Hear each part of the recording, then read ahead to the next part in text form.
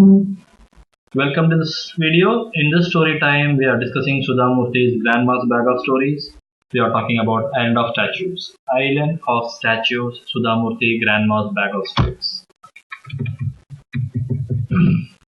As we are aware, the children had come for summer vacation and they were staying with Ajay and Ajay. Mr. Rahmat was a student of Ajay. He had come to take the children for an overnight stay at his farm.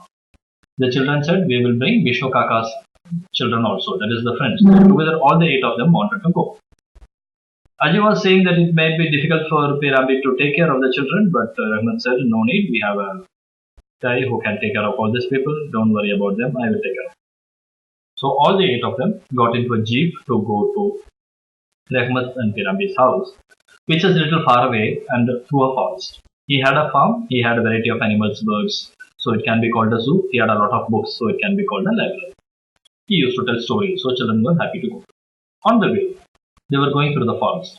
The road was narrow, the road was winding. The trees were tall, it was dark. So Suma said, why don't people cut these trees and make the road wider so that light can come? Rahmat said, no, we villagers don't cut the trees and we will try to keep as minimum as possible the cutting of the trees. Why? Because we like to protect their nature and protect the resources and preserve them. Then he said, I will tell you a story about an island where people were proud and people were greedy and they had to suffer because of the greed. So everybody was willing to listen to the story of greed. So this is the story of the island that was once upon a time beautiful, and now the story is the island of statues. The island was a beautiful place. It was endowed by nature. It had forests, trees, rivers, everything, and it had a stone quarry, and the stone quarry were swords of beautiful white stone. They also had an art school where sculpture was taught and carving on the stone was taught. The king was very wise and old, and he was nice to the people.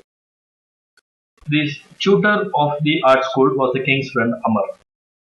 One day when the king asked, why don't you allow people to use our quarry? The Amar said, no, we should not, because we have to protect our natural resources. We should use as minimum as possible, or we should conserve. So let the students who are coming to learn bring their own stones and do whatever they want. When they do the final work, when they graduate and go, we will give the stone from this special quarry for one last piece of work. The king agreed that we should protect the nature and we should be conservative about the natural resources.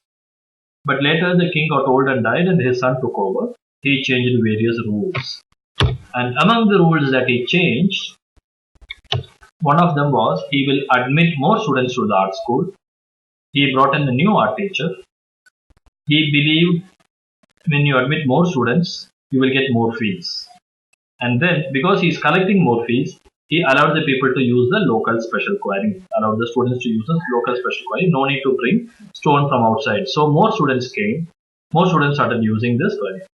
He also had a rule that they should prepare or make or sculpt large statues to beautify the city.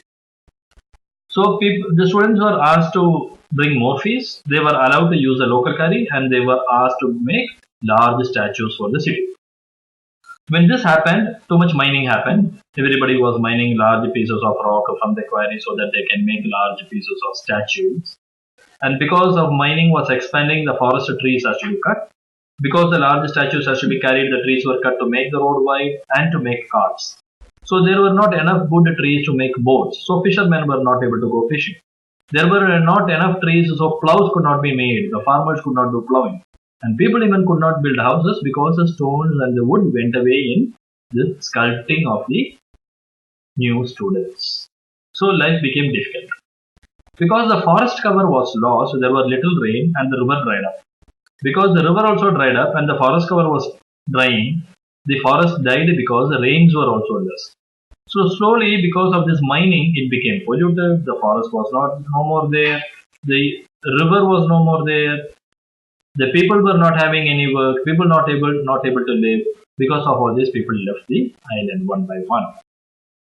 But the students who paid a lot of fees were using the quarry and making beautiful statues out of this quarry.